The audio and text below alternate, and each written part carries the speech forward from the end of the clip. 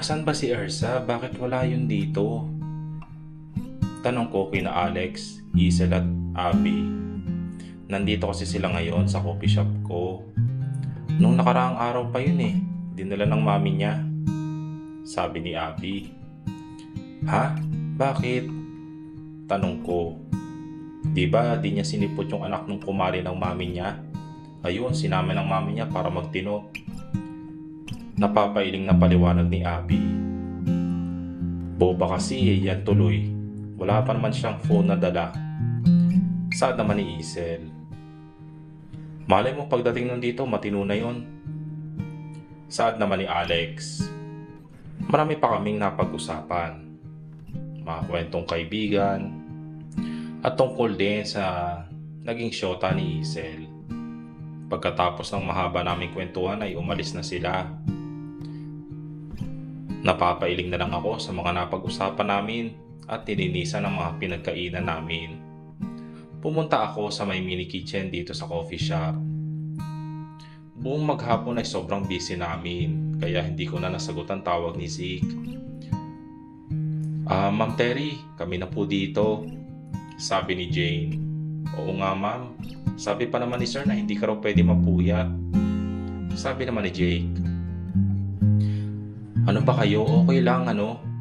Sabi ko at ipinagpatuloy ang paglilinis sa mini kitchen. Ilang sandali pa ay nagpaalam na yung iba kong tauhan kaya tinignan ko ang oras ng aking cellphone.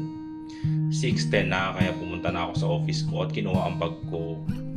Pagkatapos noon ay lumabas ako para magpaalam kina Jane at sa iba ko pang tauhan na mauuna na ako. Baka kasi gutom na si Zeke galing sa opisina kaya mas mabuti pa na umuwi na ako. Hindi ko naman nasagot ang tawag noon kanina. Nang tuluyan na ako makalabas ay may biglang tumulak sa akin. Nanlaki naman ang mata ko. Anong ginagawa mo dito, Viana? Tanong ko. Ikaw walang hiya ka? You know what? Akin naman si Zeke eh. Ano bang pinakain mo sa kanya at naging ganun siya sa akin ha? Alam mo malandi ka ha? Sigaw pa niya sa akin. Mabuti na lang at kami lang ang tao dito sa labas.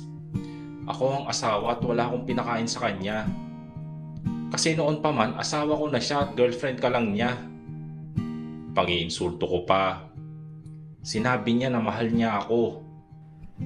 At sinabi niya sa akin na hindi ka na niya mahal. Sigaw nito sa akin. Alam ko na ang katotohanan, Viana.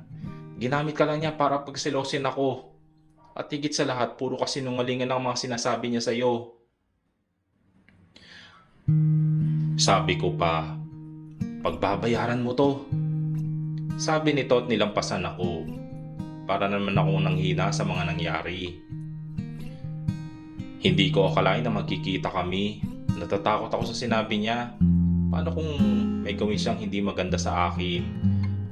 Paano kung paikutin na naman niya si Zeke? Biglang nanumbalik yung pag-iisip ko nang may bumusina na sasakyan sa likuran ko. Kaya tumingin ako. Bumaba si Zeke sa sasakyan at nakakunot ang noo. Oh Han, okay ka lang ba? Tanong nito. Oo naman. Nauutal kong sagot. Tara, gabi na. Sabi nito at hinawakan ng kamay ko papunta sa sasakyan. Ako na mismo nagbukas ng front seat. Umikot naman ito at nagsimula na magmaneho palayo sa coffee shop. Kailangan namin itong pag-usapan hanggang sa nakarating na kami sa bahay. Han, magbibis muna ako ha. Sabi ko at pumunta sa ikalawang palapag ng bahay at pumasok doon sa kwarto at naligo. Pagkatapos noon ay bumaba naman ako. Naabutan ko nakaupo si Zeke at nakatingin sa akin. Han, may problema ba? Tanong nito. Ano kasi eh. Nagkita kami ni Viana. Pinagbantaan niya ako. Diretso akong sabi. Ganon pa rin ang itsura ni Zeke. Para bang wala lang sa kanya yun. Ako nang bahala doon, Han. Okay? Huwag ka na mag-alala. Sabi nito at hinawakan ang aking kamay. At pinaupo ako sa kanyang kandungan. Umupo naman ako at ilang sandali ay tumayo naman ako para magluto. Natatakot naman ako sa sinabi ni Viana. Pero dapat ay hindi ako magpakita ng takot sa kanya. Lalaban ako, lalong lalo na kung may balak siyang kunin si Zeke sa akin. Itutuloy.